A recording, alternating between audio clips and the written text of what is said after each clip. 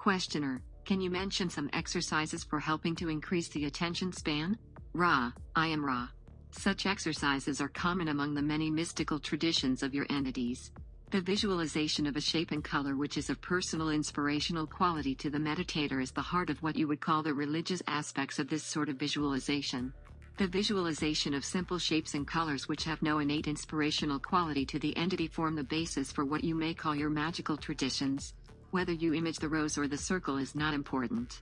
However, it is suggested that one or the other path towards visualization be chosen in order to exercise this faculty.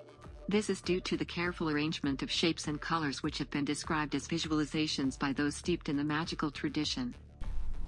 Today's video is on visualizations, and I think there's an important concept here where Ross states that the way of kind of working on those building blocks up to the great visualizations that you're able to do is this idea of visualizing either the rose or the square or the circle or basic shapes like this that don't have any innate kind of attachment to them, where if you think of winning $1 million, then of course you're going to have these feelings that come up with it, which is different than imagining a pink square and not really generating any feelings, but more so just working on your ability to commit your attention to the task of imagining this shape and this color and bringing it into the vividness that you so desire.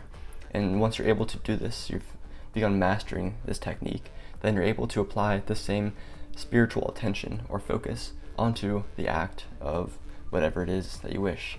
And so if you want to earn $1 million, then you'll be able to commit to the scene fulfilled where you're dancing and you're hugging your family and you're screaming, you're throwing the money in the air, and you'll be able to imagine these 3D scenes with all the senses involved with more clarity and more detail, because you've built upon the basics of, you've done the work with the shapes, with the basic objects, with the colors, etc. And it's easier said than done. So definitely don't neglect these first starting points, and ultimately it's here to build your attention of focusing on these topics that you so desire. So give this a try, and next we'll head into the second part of this clip. I don't have much else to say beyond that, so take this clip and rock with it as you will. Questioner, will you recommend a technique of meditation? Ra, I am Ra. No. Questioner, is it better, or shall I say, does it produce more usable results in meditation to leave the mind as blank as possible and let it run down, so to speak, or is it better to focus in meditation on some object or something for concentration? Ra, I am Ra. This shall be the last full query of this work time. Each of the two types of meditation is useful for a particular reason. The passive meditation involving the clearing of the mind, the emptying of the mental jumble which is characteristic of mind-complex activity among your peoples, is efficacious for those whose goal is to achieve an inner silence as a base from which to listen to the Creator.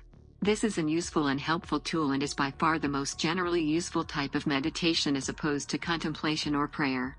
The type of meditation which may be called visualization has as its goal not that which is contained in the meditation itself. Visualization is the tool of the adept.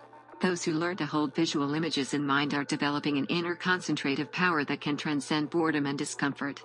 When this ability has become crystallized in an adept, the adept may then do polarizing in consciousness without external action which can affect the planetary consciousness. This is the reason for the existence of the so-called white magician. Only those wishing to pursue the conscious raising of planetary vibration will find visualization to be a particularly satisfying type of meditation. Contemplation or the consideration in a meditative state of an inspiring image or text is extremely useful also among your peoples, and the faculty of will called praying is also of a potentially helpful nature. Whether it is indeed an helpful activity depends quite totally upon the intentions and objects of the one who prays.